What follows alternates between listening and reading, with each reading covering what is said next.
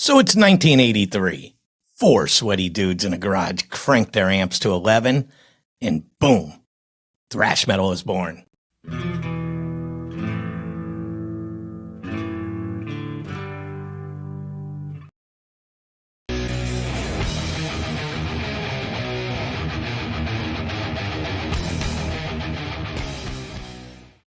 This is Headbangers History, where we rip open the skull of heavy metal's past.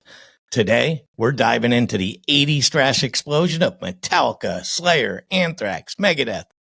Why did it happen? What a stupid question that is. How it changed everything? And why the hell aren't you subscribed? Do me a favor and hit that red button now, join the mosh pit, and let's thrash together.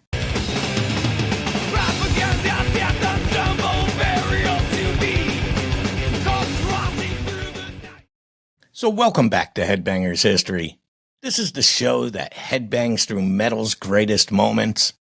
I'm Fred Carroll. Fred? Carroll?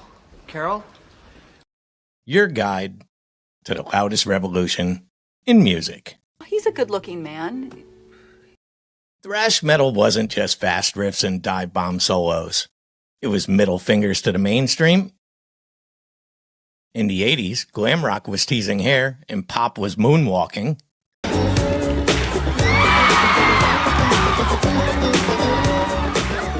Then thrash came in like a wrecking ball, raw, angry, fast.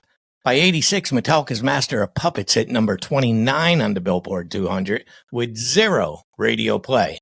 That's power of the underground. That's the power of you.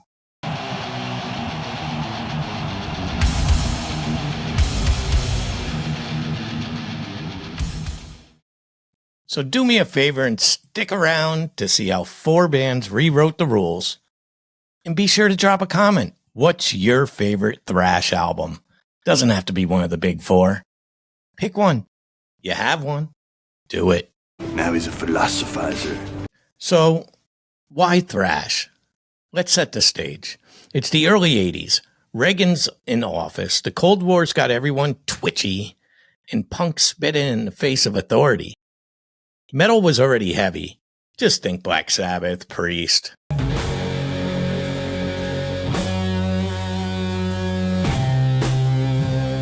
But kids wanted faster, they wanted heavier, and they wanted it meaner. Enter the Bay Area, California. Saying, hey bud, let's party. Where dive bars and DIY tapes birthed a scene. Metallica formed in 81, inspired by the new wave British heavy metal and punk's raw edge. By 83, their debut had sold 300,000 copies.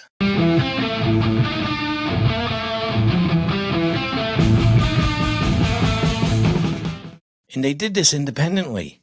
And that is fucking insane. Pretty badass. Then you got Slayer. Then you got Anthrax and Megadeth, each adding their own flavor. Slayer's Rain and Blood in 86 clocked in at 28 minutes with 10 songs, averaging 160 beats per minute.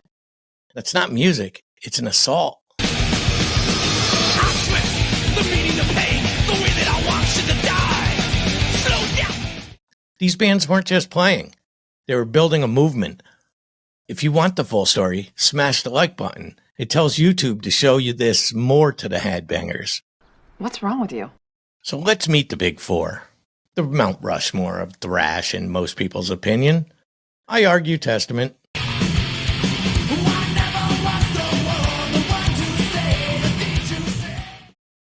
But for today, we're going to stick to the script. First, Metallica.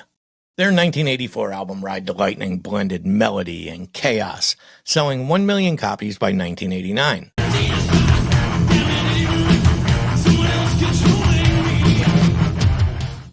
Then Slayer, pure evil in their sound. Rain and Blood was so intense, their label wanted to drop them.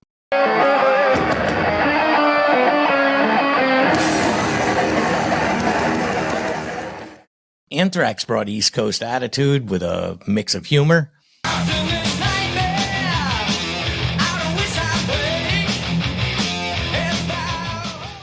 with Among the Living in 87 hitting 500,000 sales. And Megadeth, Dave Mustaine's revenge project after Metallica booted him out.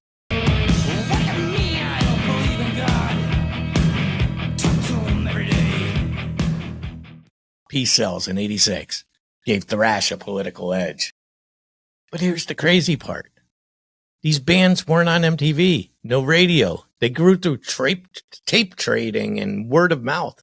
Underground. By 91, Metallica's Black Album sold 16 million worldwide, proving Thrash could dominate.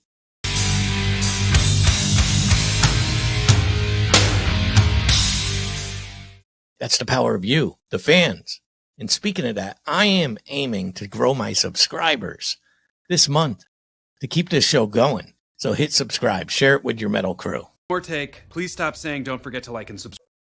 Let's do some Thrash trivia real quick. Is he talking to me? He better not be talking to me. Test your metal knowledge and just flex it in the comments. Why not? Show off a little. Question number 1. What Metallica song was inspired by an H.P. Lovecraft story? Question number 2. Which Big Four band covered a Sex Pistols song in 1987? And question number 3. What's the fastest BPM on Slayer's Rain and Blood? Do me a favor and drop those answers below, and we're going to pick 3 winners, and we'll shout you out. Why not? I love you. Hey, give me the heavy metal devil horns. And here's a bonus fact. Thrash's DIY ethos inspired 90s grunge and even modern metalcore. And that's right, your favorite bands owe Thrash everything. Heavy metal, partner, heavy metal. Macho rock and roll. So Thrash didn't just die in the 90s. It actually evolved. There were bands like Pantera kept the fire burning, and today acts like Municipal Waste, Power Trip, some of my favorites, are bringing back that raw energy. In 2024, Metallica's 72 Seasons tour grossed $200 million, proving that Thrash still packs stadiums. And the lesson here? Thrash taught us to stay loud, stay real, but never sell out. Praise Satan. What's your take? Is Thrash still king, or has death metal stolen some of the crown? Drop a comment and let's start a riot in the replies. And if you learned something today, share this video with one of your friends. One share, more headbangers in our crew. Well, he'd never shut up. So that's it for this episode of Headbangers History, but I got another one tomorrow. Thrash metal didn't just change music. It changed us. If you love this, hit subscribe, like, and share. Keep the metal flowing. Next, we're going to dive into the rise of death metal, Chuck Schuldiner, Morbid Angel, and more.